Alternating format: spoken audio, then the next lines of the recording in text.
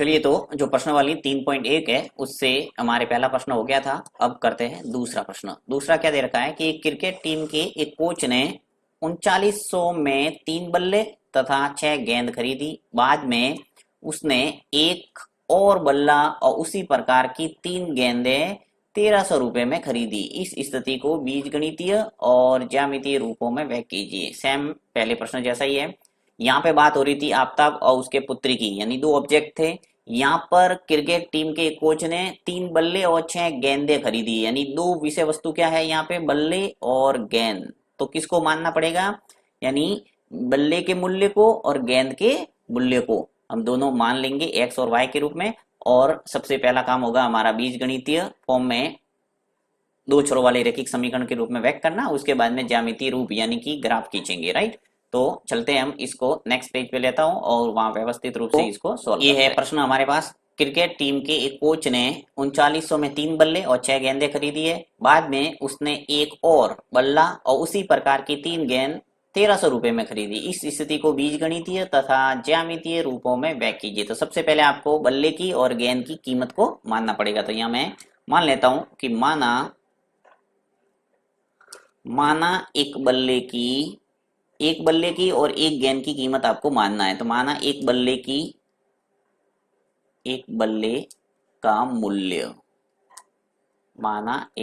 का मूल्य मान लेते हैं एक्स रुपए। हमेशा एक्स और वाई के रूप में मानना है, एक्स रुपए। और इसी प्रकार एक जो गेंद है उसकी कीमत भी मान लेते हैं, एक गेंद का मूल्य वाई रुपए।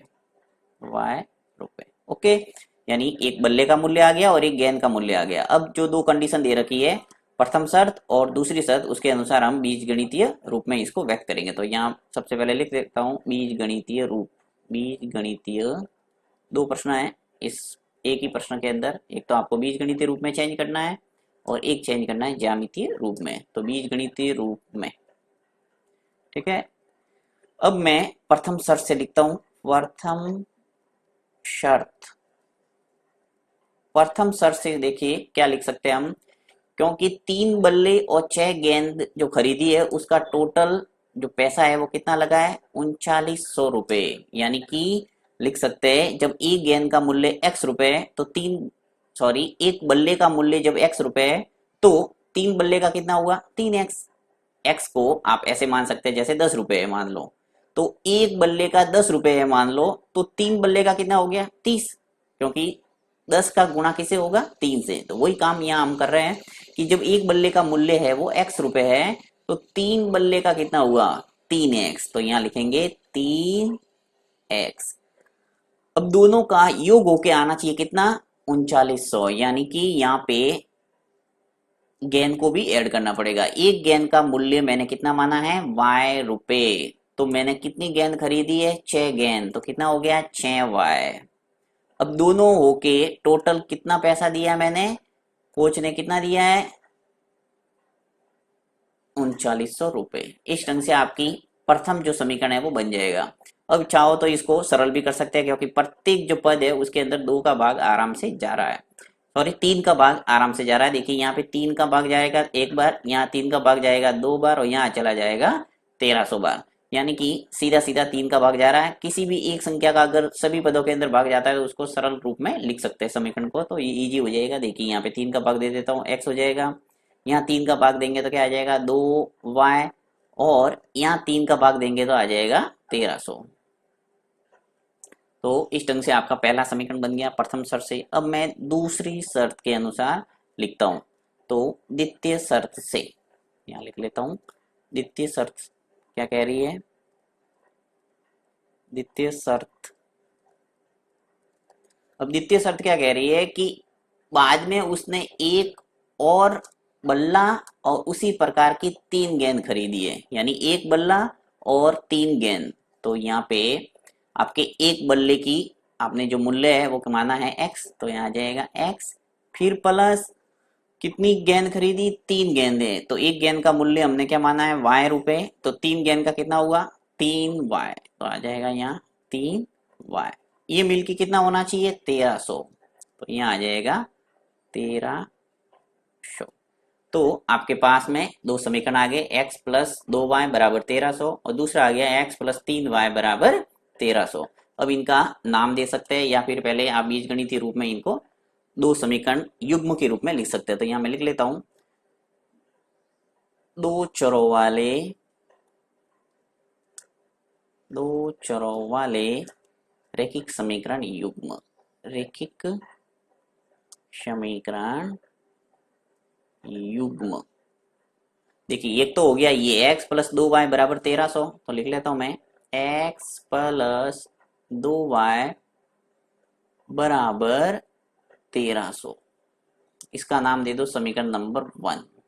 फिर दूसरा जो समीकरण हमने तैयार किया x प्लस 3y बराबर 1300, तो यहाँ आ जाएगा x प्लस 3y बराबर 1300। ठीक है, समीकरण नंबर 2। आपके पास समीकरण नंबर 1 और समीकरण 2 है। अब इजीली आप एक टेबल बना सकते हैं और टेबल के द्वारा फिर ग्राफ आराम से खींच सकते हैं। तो अब हम कार्य कर शुरू करते हैं, किसका, आलेखीय विधि कह सकते हैं या ज्यामितीय रूप कह सकते हैं। तो यहाँ पे लिख सकता हूं मैं आलेखीय रूप, आलेखीय रूप बीजगणित रूप हो गया। अब आलेखीय रूप में प्रचयन करने के लिए मैं पहला समीकरण लेता हूं समीकरण 1 से। समीकरण 1 लेते हैं। समीकरण 1 क्या है मेरे पास, x प्लस 2y बराबर 1300। अब यहाँ पर भी वही एक चर इधर रखना है और दूसरे चर को पक्षांतर करके राइट हैंड साइड में ले जाना है। तो यहाँ पे x है वो सरल दिख रहा है मुझे, तो लेफ्ट हैंड साइड में x रख लेता हूँ और दूसरा है वो पक्षांतर कर लेता हूँ। तो 1300 माइनस हो जाएगा 2y, क्योंकि ये प्लस का 2y पक्षांतर होके जब राइट हैंड साइड में जाएगा तो क्या हो जाएगा, माइनस का 2y। अब ये समीकरण जो आएगा इसका नाम दे दो आप समीकरण नंबर 3। अब इस समीकरण 3 से आपको क्या करना है, एक टेबल बनाना है। तो चलिए हम टेबल बना लेते हैं। तो समीकरण के द्वारा टेबल बनाने के लिए आपको इस ढंग से कॉलम वाली एक टेबल बनाना है और यहाँ पे ऊपर आपको लिखना है सबसे पहले x, यहाँ आ जाएगा x, यहाँ आ जाएगा y और यहाँ आ जाएगा x और y निर्देशांक के रूप में। ठीक है, अब यहाँ पे 1, 2 और 3 निर्देशांक आपको निकालने हैं और उसके द्वारा हम ग्राफ पेपर पे इजीली इसको आलेखित कर सकते हैं। तो सबसे पहला काम हमारा ये है कि y का मान रखना और x का हमें प्राप्त होगा। तो देखिए ये जो समीकरण है इसको मैं साइड में थोड़ा आपको समझाने के लिए लिख रहा हूँ, x बराबर 1300। ये जो पहला समीकरण है इसको मैंने हल किया था और समीकरण 3 को डेवलप किया है। तो 1300 माइनस क्या है, 2y। ये जो y है इसकी जगह पर आपको अलग अलग मान रखना है। अब मान आप कैसे भी रख सकते हैं, इसमें कोई फिक्स आपके कोई संख्या नहीं है कि वही रखना है, आप अपने हिसाब से मान रख सकते हैं। मान ऐसा रखना है कि आप इजीली ग्राफ खींच सको, इस बात का ध्यान रखना है। तो सबसे पहले मैं क्या करता हूं, यहाँ पे y की जगह मैं कितना रखता हूँ, 0। चलिए तो जैसे मैंने x बराबर 1300 माइनस ये जो y है इसके जगह पर मैं रख रहा हूँ 0, यानी y इंटू हो जाएगा 0, 2 इंटू 0। ओके, यानी y के स्थान पर मैंने क्या रखा है, 0। तो 2 इंटू 0 क्या हो गया, 0। तो 1300 माइनस हो जाएगा 0, यानी आ गया मेरे पास 1300। अर्थात मेरे पास मान आ गया कि जब मैंने y का मान 0 रखा है तो मेरे पास x का मान कितना आया, 1300। और यहाँ पे मैं मान रख सकता हूँ, सबसे पहले a दे दो नाम और निर्देशांक के रूप में लिख लेते हैं। x का मान कितना है, 1300 और y का मान कितना है, 0। ये आपके फर्स्ट बिंदु आ गया a। इसी प्रकार आपको b और c और प्राप्त करना है। तो यहाँ पे मैं दूसरा मान लेके आपको बता देता हूँ वापस सरल करके। देखिए एक बार आप प्रैक्टिस होने के बाद ये काम करने की जरूरत ही नहीं, आप सीधे यहाँ मान रखते जाओ और टेबल में रखते जाओ। तो x बराबर 1300 माइनस 2y। अब मैं क्या करता हूँ, ये जो y है उसके स्थान पर रखते हैं। चलिए जैसे 400 रखा मैंने, तो 1300 माइनस 2 इंटू, यदि मैं y के स्थान पर 400 रखूंगा तो क्या स्थिति बनती है, देखते हैं। 1300 माइनस 2 इंटू 400 कितने हो गए, 800। अब 1300 में से 800 गए तो क्या बचा हमारे पास, 500। यानी कि जब मैंने y का मान 400 रखा तो मेरे x का मान कितना आ गया, 500। तो यहाँ पे रख देता हूं मैं कि y का मान जब 400 रखते हैं तो x का मान हमें मिलता है 500। तो ये बिंदु आ गया हमारे पास B। लिख लेता हूं, हमेशा x का मान पहले लिखना है, y का मान बाद में लिखता है। तो x का मान 500 और y का मान कितना आया 400। ओके, अब लिखते हैं तीसरा पॉइंट, c ज्ञात करते हैं। यहाँ पे चलिए y का मान रख लेते हैं 650, ताकि x का मान 0 कैसे आता है वो भी आपको पता चल जाएगा। यहाँ मैं देखिए रख लेता हूँ y के स्थान पर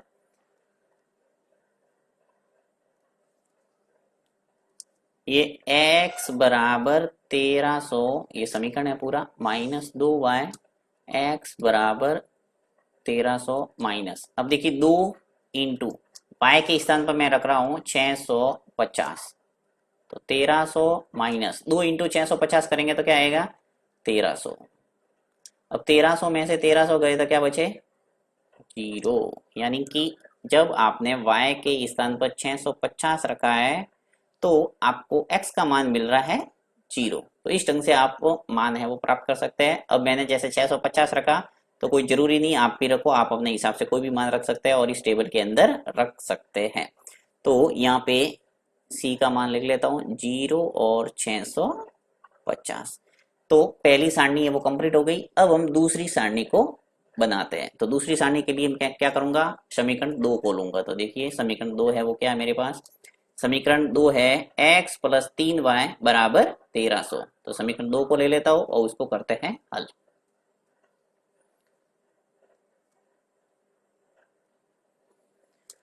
लेता हूं यहाँ पे, चलिए इसको हटा देते पहले रफ कार्य को। समीकरण 2 से यहाँ लिखना पड़ेगा, समीकरण 2 से, समीकरण 2 है वो क्या है मेरे पास, x प्लस 3y बराबर 1300। ठीक है, x इधर ही रख लो, 1300 माइनस हो जाएगा 3y, क्योंकि प्लस का 3y पक्षांतर हो गया, इधर आएगा तो क्या हो जाएगा माइनस 3y। अब इससे आपको टेबल बनाना है और टेबल के द्वारा हम ग्राफ खींच सकते हैं। तो यहाँ पे मैं टेबल का निर्माण कर लेता हूँ, सारणी सेकेंड। बस याद रखना आपको कि समीकरण जो फर्स्ट होगा उससे सारणी फर्स्ट बनाना है और समीकरण जो सेकंड होगा उससे सारणी सेकंड बनाना है। तो यहाँ पे सारणी को ड्रॉ कर लेता हूं मैं। तो टेबल हमने बना दी और यहाँ पे मैं लिख लेता हूँ x का मान या y का मान, और यहाँ लिखेंगे x और y के रूप में, निर्देशांक के फॉर्म में लिखेंगे। सबसे पहला काम, जो ये जो समीकरण है इसका नाम देना है। समीकरण 2 को हल करने पर आपके समीकरण जो 4 है वो प्राप्त हो जाएगा। तो यहाँ दे देना समीकरण नंबर 4। अब इस समीकरण 4 के अंदर आपको y का मान रखते जाना है और x का मान आपको प्राप्त होगा। चलिए यहाँ पे रफ कार्य करके बताता हूँ आपको, x बराबर 1300 माइनस 3y। ठीक है, तो सबसे पहले यहाँ पर भी मैं y का मान सबसे पहले 0 ही रख लेता हूँ, जिससे x का मान मुझे 1300 ही प्राप्त हो जाएगा इसके जैसे। तो देखिए यहाँ y की जगह मैं रखता हूँ 0, तो x का मान मुझे 1300 प्राप्त होगा, क्योंकि देखिए यहाँ पे 3 इंटू वाई की जगह वो 0 रखेंगे तो 3 इंटू क्या हो जाएगा 0, और 1300 में से जब 0 जाएगा तो क्या बचेगा 1300 ही बचेगा। तो यहाँ पे सीधा लिख लेता हूँ मैं 1300। ठीक है, अब ये ए बी और सी नाम दिया, यहाँ नाम दे देना पी क्यू और आर। तो यहाँ मैं पी लिख लेता हूँ और निर्देशांक आ जाएंगे मेरे पास 1300 और दूसरा जो y निर्देशांक है वो है 0। दूसरा निकालते हैं। अब दूसरा निकालने के लिए मैं y का मान ले लेता हूँ, चलिए 200 ले लेते हैं। यहाँ समीकरण लिखता हूँ वापस में, x बराबर 1300 minus 3y, 1300 minus 3 into y का मान क्या लिखना है 200। 1300 माइनस 3 इंटू 200 करेंगे तो क्या आएगा 600। अब 1300 में से 600 गया तो क्या बचा 700। तो इस ढंग से आपके मान आ गया कि जब आपने y के स्थान पर 200 रखा है तो x का मान आपको मिला है 700। तो यहाँ लिख लेता हूँ q, और q x और y के फॉर्म में लिखना है। x का मान आपके आ गया 700 और y का मान आपने रखा था 200। ठीक है, तो 700 और 200 आ गया। इसी प्रकार एक मान और निकाल देते हैं। चलिए यहाँ पे जैसे मैंने देखिए यहाँ पर ही बता देता हूँ 3 इंटू वाई है, तो y के स्थान पर चलिए यहाँ पे मैं रखता हूँ 500। तो 3 इंटू 500 करेंगे तो क्या आएगा 1500। अब 1300 में से 1500 जाएगा तो क्या बचेगा, माइनस के 200, क्योंकि छोटी संख्या में से बड़ी संख्या घटा रहे हैं तो आ जाएगा माइनस में 200। तो यहाँ सीधे ही लिख लेता हूँ कि जब मैं y का मान 500 रखता हूँ तो मेरे पास x का मान आता है माइनस के 200। माइनस वाले मान भी प्राप्त कर सकते हैं, तो यहाँ लिख लेते हैं बिंदु R, यानी माइनस के 200 और 500। ये आपको मिल गया P, Q और R बिंदु। और अब इन दोनों टेबलों की सहायता से मैं इजीली ग्राफ को ड्रॉ कर सकता हूँ। तो ग्राफ पेपर पे चलते हैं और इन दोनों बिंदुओं को आलेखित करते हैं। तो इस ढंग से आपको एक ग्राफ पेपर मिलेगा और ग्राफ पेपर पे आपको क्या करना है, एक्स अक्ष और वाई अक्ष का निर्माण करना है। ये आपको ध्यान रखना है कि जहां पर भी आपके बॉक्स की गहरी लाइन है वहां पर ही आपको इन एक्स अक्ष और वाई अक्ष को खींचना है। बीच में जो हल्की लाइन है वहां नहीं खींचना है, क्योंकि 1 सेंटीमीटर पूरा बॉक्स है वो आपको दिखना चाहिए।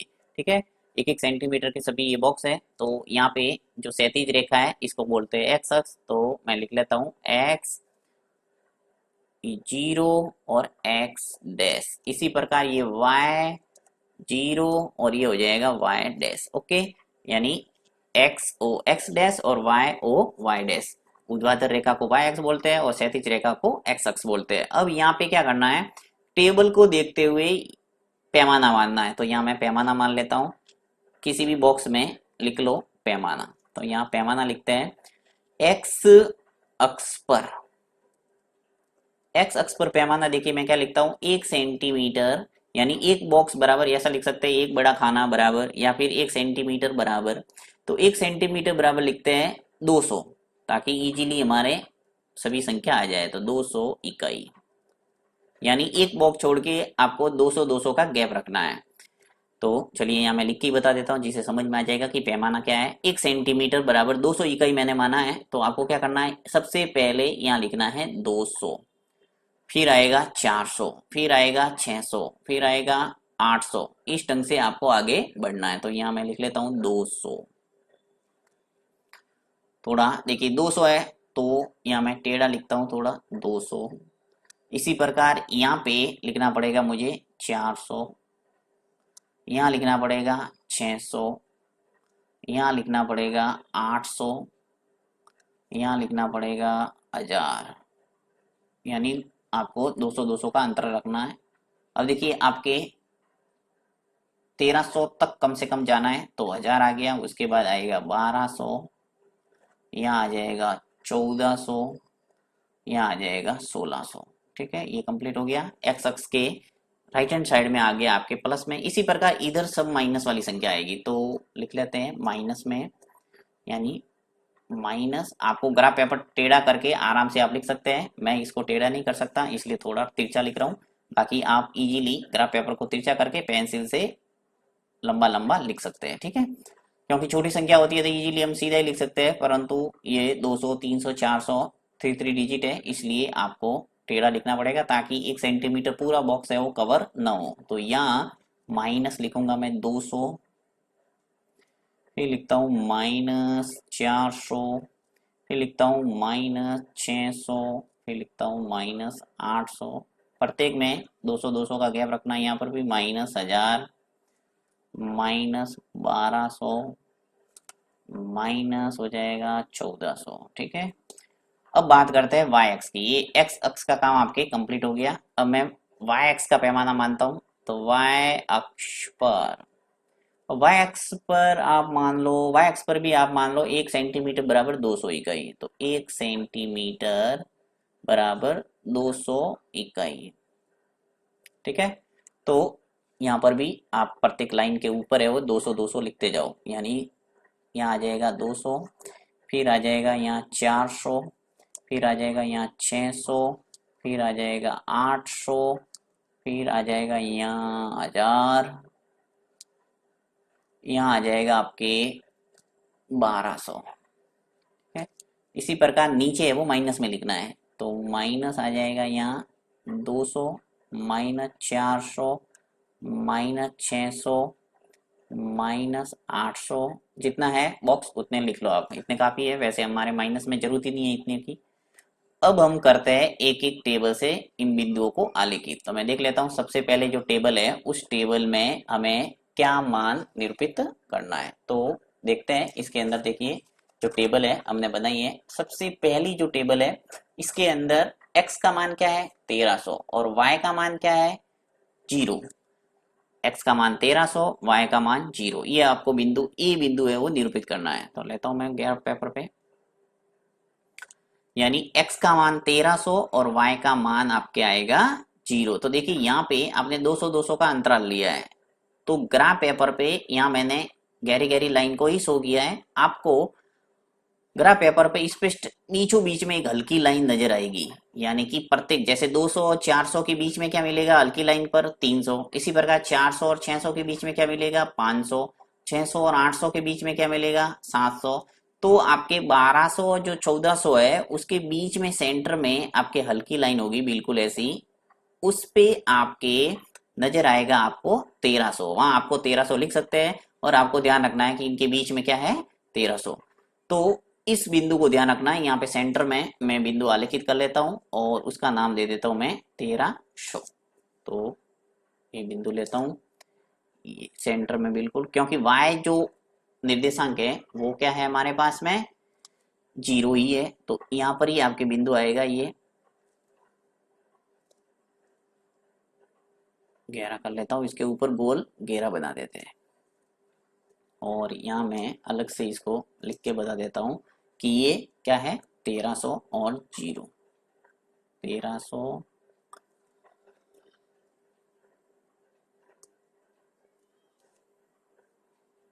लिख लेते हैं, बिंदु ए 1300 और 0, ये पहला बिंदु है वो आलेखित हो गया। अब बात करते हैं दूसरे बिंदु बी की। तो बिंदु बी लेता हूं। देखिए बी है वो क्या है, एक्स निर्देशांक हमारे पास 500 है और वाई निर्देशांक क्या है 400। तो इसको आलेखित करते हैं।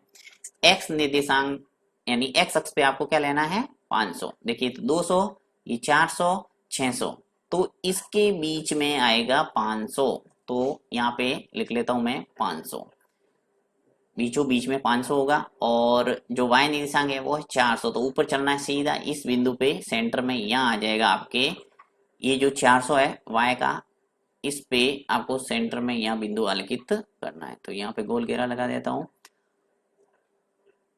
x हो गया 500 और y निर्देशांक हो गया 400। तो इसका नाम देना पड़ेगा आपको बिंदु b और ये लिख लेता हूं मैं है 500 और 400।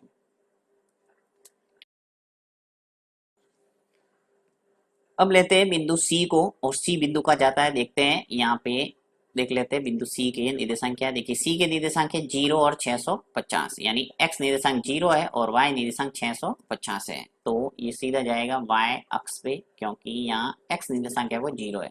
तो ये जो y अक्ष है वहां पे आपको देखिए y अक्ष पे x निर्देशांक 0 होगा और y निर्देशांक लेना है 650। तो ये 600 दिख रहा है आपको और ये 800 दिख रहा है, इसके सेंटर में बिल्कुल 700 होगा यानी 700। तो 700 और 650 के बीच में हल्का सा आपको यहाँ बिंदु लगाना है और ये हो जाएगा आपके 650। तो ले लेता हूं मैं एक बिंदु यहाँ पे, इसके ऊपर गोल घेरा लगा देते हैं। ये हो जाएगा 0 और 650 और यहाँ नाम दे देते हैं इसका बिंदु सी। ए हो गया, बी हो गया और इसका नाम दे देता हूं मैं सी। ये बिंदु सी हो जाएगा और 0 और 650। तो ए आ गया, बी आ गया, सी आ गया। हम तीनों बिंदुओं को मिलाते हुए एक लाइन खींच लेते हैं ताकि एक हमारे जो टेबल है उसका काम कंप्लीट होता है। तो वो यहाँ से लाइन खींच देते थे सीधा, तीनों बिंदु से गुजरती हुई बिल्कुल सीधी लाइन आनी चाहिए आपके। हमेशा रैखिक समीकरण युग्म की लाइन है वो सीधी होती है। तो ये लाइन बिल्कुल सीधी दिख रही है, लाइन टेढ़ी मेढ़ी जा रही है, इसका मतलब आपने बिंदु है वो ग्राफ पेपर पे आलेखित सही नहीं किए हैं, उनको वापस देखना है। अब काम करते हैं दूसरी टेबल का। दूसरी टेबल के अंदर देखिए सबसे पहला वही 1300 है और 0 है, यानी बिंदु P है वो भी क्या है 1300 और 0। तो ये बिंदु जो A था वो का वो बिंदु P है। तो इस बिंदु को ही आपको ध्यान में रखना है कि बिंदु P है वो भी क्या है यही है। तो चाहे तो आप यहाँ P भी लिख सकते हैं, तो लिख लेता हूं ताकि आपको ध्यान रहेगा कि बिंदु P है वो ये है। तो A हो गया और इसके पास में ही लिख लो बिंदु P। यहाँ मैं लिख लेता हूँ बिंदु P। ठीक है, ए भी यही है और पी भी यही है। उसके बाद बात करते हैं क्यू की। क्यू क्या है, देखिए क्यू है वो एक्स निर्देशांक 700 है और वाई निर्देशांक है 200। 700 और 200, तो क्यू को आलेखित करते हैं 700 और 200। तो x निर्देशांक 700 और y निर्देशांक 200 है। तो x 700 है वो कहाँ जाएगा, देखिए यहाँ पे 600 है और ये है 800, तो इसके सेंटर में बीचों बीच में जहाँ हल्की लाइन होगी वहां पे आपके 700 होगा। और आपको y निर्देशांक लेना है 200, तो ये रहा 200 y निर्देशांक, इसमें सीधा आप चलेंगे और 700 पे लगभग आ जाएगा आपके बिंदु यहाँ पे। तो ये मैं बिंदु आलेखित कर देता हूँ। यहाँ आ जाएगा आपके एक बिंदु जो कि हो जाएगा Q। यहाँ नाम दे देते हैं Q और यहाँ लिख भी देता हूँ 700 और 200। ठीक है, नेक्स्ट बिंदु बात करते हैं C की। तो C है वो क्या है, देखते हैं। C मेरे पास सॉरी P Q और R को -200 और 500, X के निर्देशांक -200 है और Y का निर्देशांक है वो 500 है। तो चलते हैं, X निर्देशांक मेरे -200 है तो इधर चलेगा, क्योंकि जो लेफ्ट हैंड साइड है वहां पे माइनस वाले मान है, तो -200 देखना है, तो -200 है वो ये है पहला पहला। और जो y निर्देशांक है वो क्या है 500, तो 500 आपको ऊपर मिलेगा 400 और 600 के बीच में, तो सीधा ऊपर चढ़ना है और यहाँ पे 400 और 600 के बीच में सेंटर में जहाँ बिंदु होगा ये हो जाएगा आपके बिंदु P Q और R। तो R बिंदु लिख लो यहाँ और इसका नाम दे देते हैं, यहाँ मैं लिख लेता हूँ -200 और 500। अब इन तीनों बिंदुओं को यहाँ पर भी देखिए, बिंदु A था वही बिंदु P है और P Q और R इनको मिलाती हुई एक सीधी रेखा आपको खींचना है। तो खींच लेते हैं यहाँ पे सीधी लाइन, ये मैं वाइट से खींच लेता हूँ। ये बिंदु से स्टार्ट करते हैं और यहाँ से सीधी रेखा खींचना है आपको। तो ये बिंदु P है और ये आ गया बिंदु Q और ये आ जाएगा R।